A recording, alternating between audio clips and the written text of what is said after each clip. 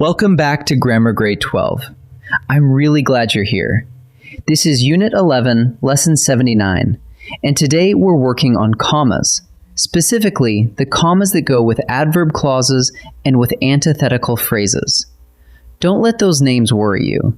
By the end of this lesson, you'll be able to hear exactly where a comma belongs, just by paying attention to where a clause sits and what it's doing.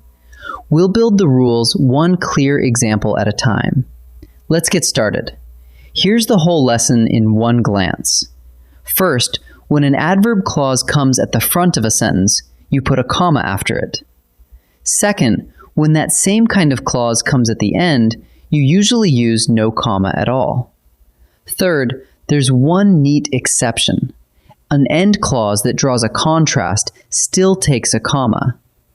And fourth, a completely different creature, the antithetical phrase, a little insert beginning with not or but not, which we fence off with commas.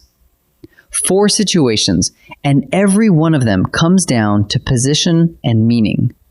Let's take them in order. Before the comma rules, let's make sure we can spot an adverb clause.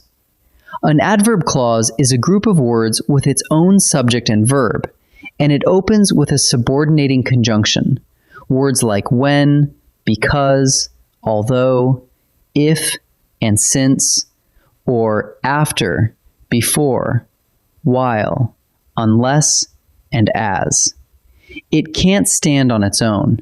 It leans on the main sentence and tells us when, why, or under what condition something happens. And here's the key point for punctuation. An adverb clause can sit at the front of a sentence or at the end.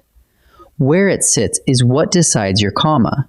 So let's take those 2 positions one at a time. Here's the first and most important rule. When an adverb clause comes at the front of a sentence, before the main clause, you put a comma after it. Look at this. Because the road was icy, we drove slowly. The opening clause sets the scene, and then the main part, we drove slowly, finishes the thought. That introductory adverb clause needs a boundary, and the comma is that boundary. It marks where the clause ends and the main sentence begins. Without it, a reader can stumble. With it, the 2 parts stay perfectly clear. So whenever you open with when, because, although, or if, drop a comma right where the clause ends. Now flip that sentence around. When the adverb clause comes at the end, after the main clause, you usually need no comma at all. Watch. We drove slowly because the road was icy. The main idea lands first, and then the clause follows smoothly, writing right along with no pause and no break. Your ear confirms it.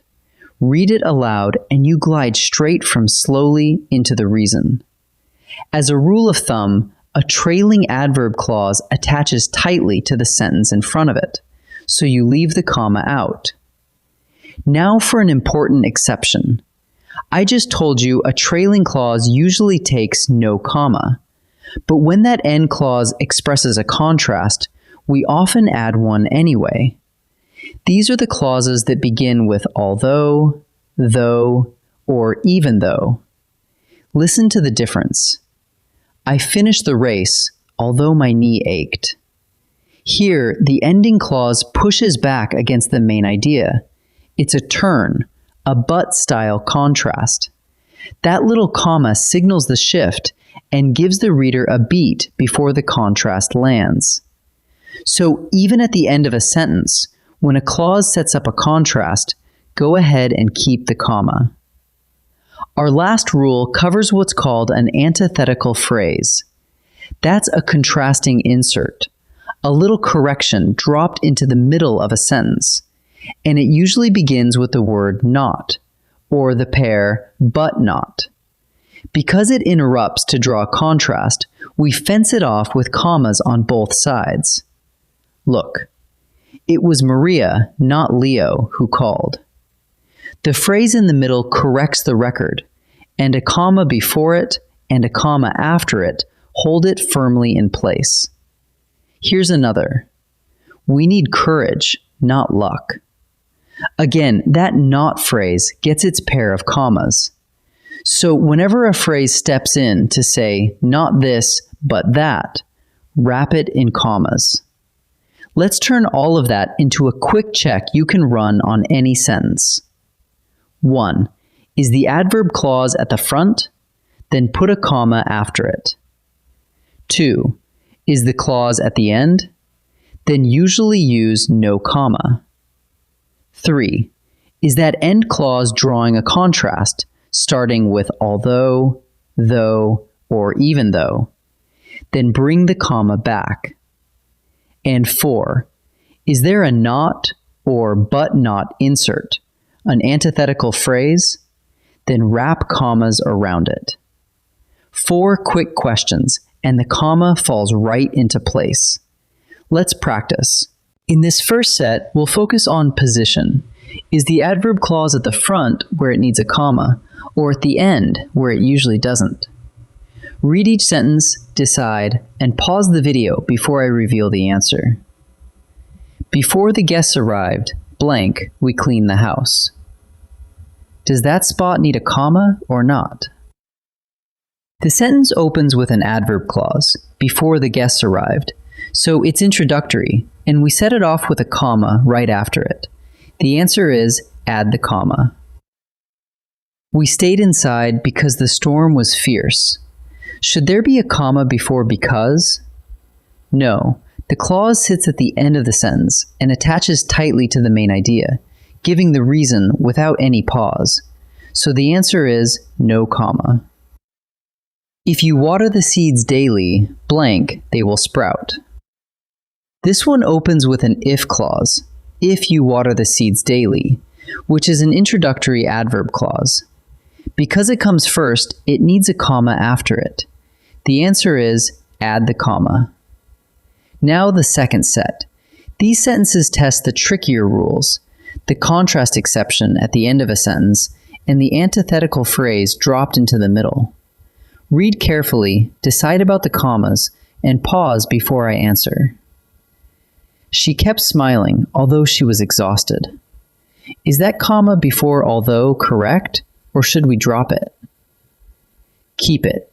Even though the clause comes at the end, it sets up a contrast, although she was exhausted. So we keep the comma to mark the turn. The answer is keep the comma. The award went to Priya, not Tom. Where do the commas belong? The phrase not Tom is an antithetical phrase, a contrast dropped in to correct the record. So we fence it off with commas. The award went to Priya, comma, not Tom. The answer is commas around not Tom. I called you as soon as I heard the news. Does it need a comma before as? No. This trailing clause tells when, not a contrast, so it hooks right onto the sentence with no comma at all. The answer is no comma. Let's gather what we've learned. First, when an adverb clause opens a sentence, put a comma right after it. Because the road was icy, we drove slowly. Second, when that clause comes at the end, you usually need no comma, with one important exception. A clause of contrast, starting with although, though, or even though, keeps its comma. And third, an antithetical phrase, a not or but not insert, gets fenced off with commas, as in, it was Maria, not Leo, who called. Position and meaning decide every one of these. Next time, in Lesson 80, we'll look at commas with titles, addresses, and numbers. I'll see you there.